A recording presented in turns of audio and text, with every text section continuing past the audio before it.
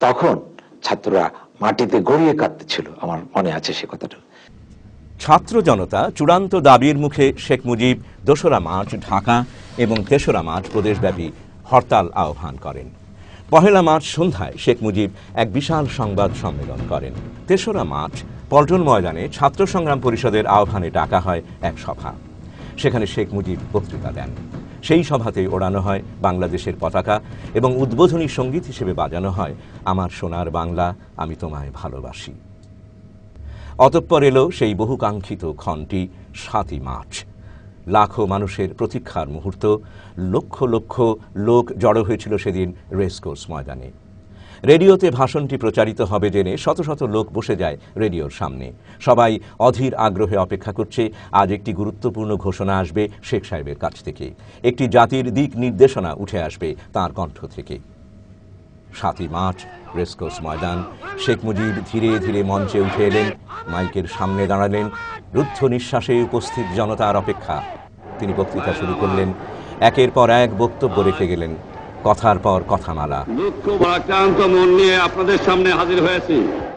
1969 আন্দোলনে আইয়ুব খানের পতন হওয়ার পরে যখন ইয়াহিয়া খান সাহেব সরকার নিলেন, তিনি বললেন দেশে শাসনতন্ত্র দেবেন, গণতন্ত্র দেবেন, আমরা মেনে নিলাম। তারপরে অনেক ইতিহাস হয়ে গেল, নির্বাচন হলো।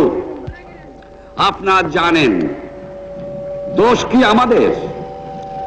আজকে আমি প্রেসিডেন্ট ইয়াহিয়া খান সাহেবের সঙ্গে দেখা করেছি, আপনারা জানেন, আলাপ আলোচনা করেছি। আমি শুধু বাংলার নয়, পাকিস্তানের মেজরিটি পার্টির নেতা হিসাবে তাকে অনুরোধ করলাম 15ই ফেব্রুয়ারি তারিখে আপনি জাতীয় পরিষদের অধিবেশন দেন। তিনি আমার কথা রাখলেন না, তিনি রাখলেন ভুট্টো সাহেবের কথা। তিনি বললেন প্রথম সপ্তাহে মার্চ মাসে হবে, তিনি মানে নিলেন। আমরা বললাম ঠিক আছে, আমরা অ্যাসেম্বলিতে বসবো, আমরা আলোচনা করব। আমি বললাম বক্তৃতার মধ্যে অ্যাসেম্বলির মধ্যে আলোচনা করব।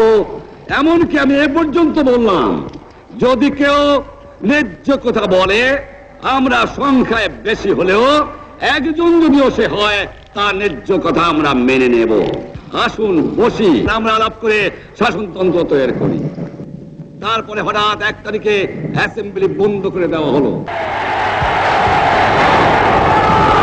আমি পরিষ্কার মিটিংয়ে বলেছি যে এবারের সংগ্রাম আমার মুক্তির সংগ্রাম, এবারের সংগ্রাম স্বাধীনতার সংগ্রাম। আমার 25 তারিখে অ্যাসেম্বলি কল করেছে, রক্তের দাগ শুকায় নাই।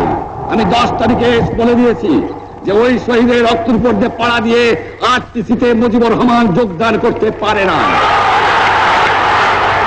অ্যাসেম্বলি কল করেছেন, আমার দাবি মানতে হবে। প্রথম সামরিক আইন মার্শাল ল উদ্ধ করতে হবে,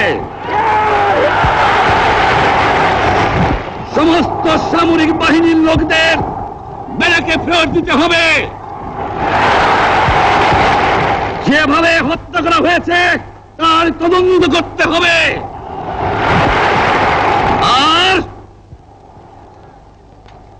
জনগণের প্রতিনিধির কাছে ক্ষমতা হস্তান্তর করতে হবে।